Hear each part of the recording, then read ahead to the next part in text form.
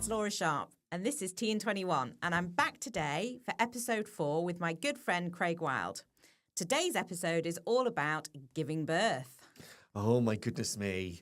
We will find out, was Laura too posh to push? I think that's what we could prefix it with.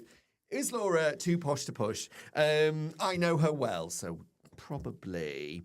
Anyway, so yes, we are. And I'm here as your foil to help hopefully elicit from you all these nuggets of information about your pregnancy, birthing journey. So we are going to enter the birthing canal together. So That sounds delightful. it sounds Craig. delightful. Anyway, I wonder if there's a minibar.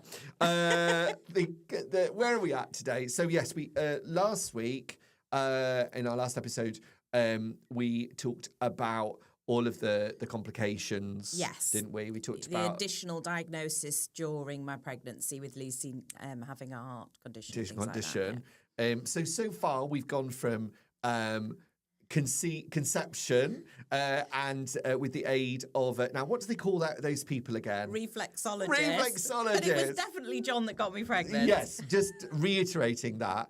And Teen21, there was something I was going to ask you actually, is so for those of people out there who go, it's about a girl has a daughter who has Down syndrome, so why Teen21? So the medical term for Down syndrome is trisomy 21, because you get 3 copies of the chromosome 21 in the gene when you would normally have 2.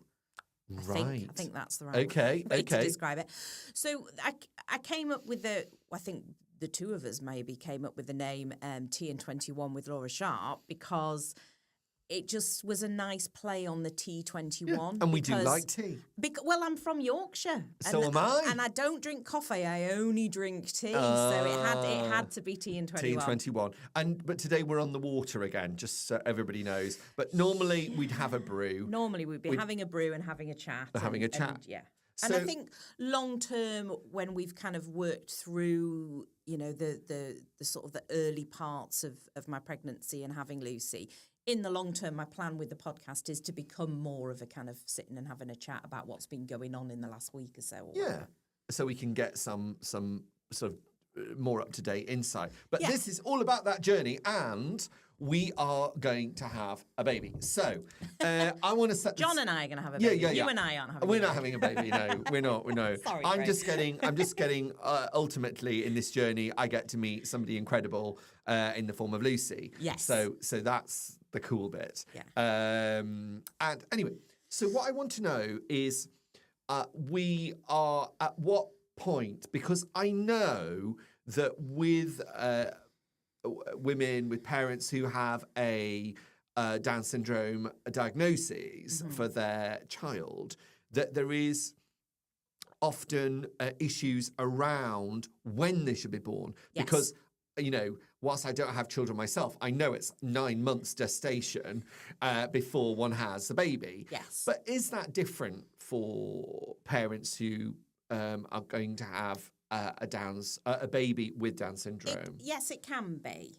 So once we'd had the diagnosis of the heart condition during pregnancy, regardless of that anyway, I think we would have been having additional scans, and they keep a very, very close eye on you. So in a typical pregnancy, you have a 12-week scan, and I think it's a 20-week scan, is it? I don't know, because I didn't follow that path, but it's something like that. Right. And they'll just leave you to it until your baby decides to come out, Okay. from what I understand. But if they spot anything at all, it doesn't have to be Down syndrome, anything going on in the pregnancy that's slightly out of the ordinary, you get moved into a different unit Right. in the hospital for all of your scans and your sort of updates and everything. You're under a different area, so you're not in with all of the other mums with without any complications. And you go pretty regularly, and they'll see you. They want to see you. I think it's a minimum of every 3 or 4 weeks. Right. But depending on your consultant and how you feel, you can almost dictate anything up to every week. They won't see you more than once a week unless you've got something going on and they need to see you, or you're really worried about something. Obviously, you can go in more. If you've just been in on the Tuesday and something happens on the Thursday, you can still go in. Right.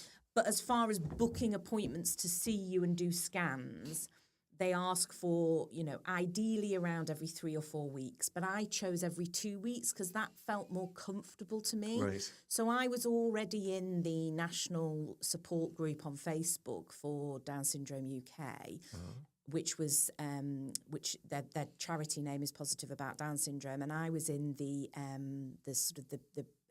expectant mums group, support group. It's a private Facebook group that you go into as soon as you get a diagnosis, or you might be about to get a diagnosis or not. You don't always know, but they'll let you in just to talk to other people in that group and find out about what they are